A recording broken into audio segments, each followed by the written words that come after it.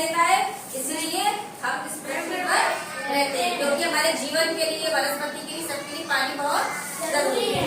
अब पृथ्वी क्या है, किस आकार की है पृथ्वी हमारी गोल है। पृथ्वी हमारी इस ग्लोब की भांति है, ये ग्लोब है। क्या है पृथ्वी? ग्लोब किसे कहते हैं? ग्लोब किसे कहते हैं? अब हम पृथ्वी के अंदर रह रहे हैं, तो हमें कैसे मालूम पृथ्वी की आकृति कैसी है? इसलिए उसका एक छोटा मॉडल, उसका एक प्रतिरूप, जैसे हम ताजमहल घूमने जाते हैं, ताजमहल बहुत बड़ा है, सभी लोगों ने ताजमहल नहीं देखा है, लेकिन वहाँ पर छोटे छोटे मॉडल मिलते हैं ना ताजमहल के, हम घर में सजा देते हैं, तो हमें पता चल जाता है कि ताजमहल ऐसा होता है। जैसे हमने समुद्र के अंदर का ये दृश्य बनाया, तो ये समुद्र तो नहीं है, नहीं, लेकिन हमने इसके माध्यम से ये सीखा कि अंदर मछलियाँ होती है, वनस्पति होती है, जीव जंतु होते हैं, जलीय पौधे होते हैं। इसी तरह से हम पृथ्वी के प्रतिरूप को, पृथ्वी के बारे में पढ़ने के लिए, जानने के लिए, अध्ययन करने के लिए ग्लोब का सहारा लेते हैं। हमें ग्लोब के माध्यम से पता चलता है कि पृथ्वी पर कितने महासागर हैं, कितने महाद्वीप हैं, है ना, उनकी स्थिति क्या है। अब पृथ्वी का आकार कैसा है? लोग कहते हैं पृथ्वी का आकार गोल है। पृथ्वी का आकार गोल नहीं है, गोल कैसा है? संतरे की तरह। गोल आकार तो हो गया आपका बिल्कुल गोल, जबकि संतरा कैसा होता है? ऊपर से थोड़ा और नीचे से थोड़ा चपटा। तो पृथ्वी हमारी कैसी है? गोल आकार की है। कैसी है? संतरे के आकार की गोल है। कैसे आकार की है? संतरे के आकार की। ये गेंद के समान नहीं है। कैसे है? ऊपर से और नीचे से बराबर है, चपटी है, थोड़ी सी चपटी है। जैसे संतरा होता है, अगर हम बॉल को यहाँ रखेंगे तो बॉल हमारी नहीं टिकेगी, रुकने लगेगी। लेकिन अगर हम संतरे को रखते हैं तो क्योंकि वो ऊपर और नीचे से कैसा होता है? फ्लैट होता है। अगर हम उसे रखेंगे तो वो एक जगह टिक जाता है। इसीलिए हम पृथ्वी के आकार को कहते हैं भू आब का आकार। भू आब यानी पृथ्वी के जैसा। अब हम पृथ्वी अभी पूरी गोल है। अब हम कैसे पता करेंगे? मैं कहूँगी ये पॉइंट आपका कितनी दूर है, तो आप कहाँ से नापोगे? तो पूरी गोल है, तो इसके लिए हम इसके दो सिरे निर्धारित करेंगे, जब तो हम नाप पाएंगे कि ये पॉइंट हमारा कितनी दूर है, किससे कितनी दूर है। किसी भी जगह की दूरी नापने के लिए हमें एक निश्चित बिंदु की जरूरत होती है ना। अब मैं पूछूं विद्यालय, आपका विद्यालय कितनी दूर है? तो आपके घर से विद्यालय की दूरी अलग और मेरे घर से विद्यालय की दूरी अलग है। तो अगर मैं ये पूछूं कि प्राथमिक विद्यालय से जूनियर स्कूल की दूरी कितनी है, तो हमें एक पॉइंट चाहिए ना।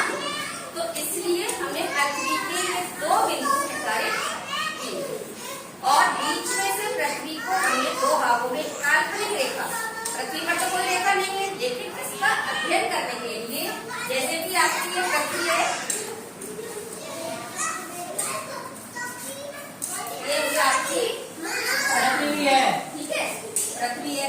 अब इस पर बहुत सारे महासागर, ये तो वो हो गए देश। जो ग्रीन कलर से होते हैं वो होते हैं हमारे देश, महाद्वीप, है ना, जो ये ऐसे। तो अब हम इसका अध्ययन करने के लिए हमने पृथ्वी को दो भागों में बांटा हुआ है, जिससे एक काल्पनिक रेखा, काल्पनिक का मतलब हमारी सोची हुई है, जो भूगोल का अध्ययन करने वाले लोग हैं उन्होंने क्या किया, एक रेखा खींची बीच में से। तो इस रेखा का नाम दिया हमने भूमध्य रेखा। भूमध्य, भू किसका पर्यायवाची है? भू, भूमि, धरा, पृथ्वी, पृथ्वी का पर्यायवाची है भू। मध्यमी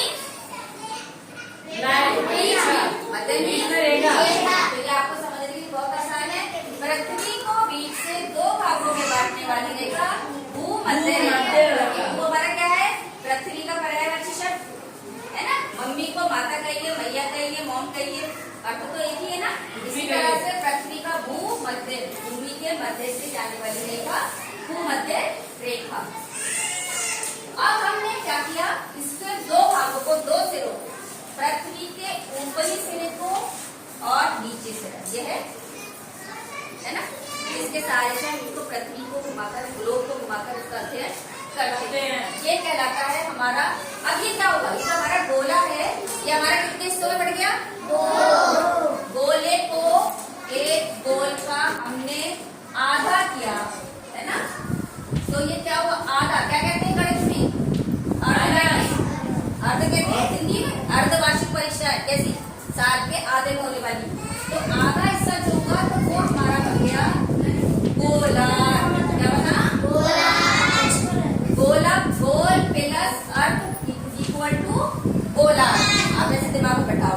ये गोला, गोले को हमने आधा भाग में बांटा तो वो हमारी कहलाई रेखा भूमध्य रेखा। आप हिंदी से जोड़कर पढ़ा थे ना। अब ये हमारा जो गोला था, गोले को दो भागों में बांटा, आधा को ये ऊपर वाला हिस्सा कहलाएगा हमारा उत्तरी गोलार्ध और नीचे वाला क्या होगा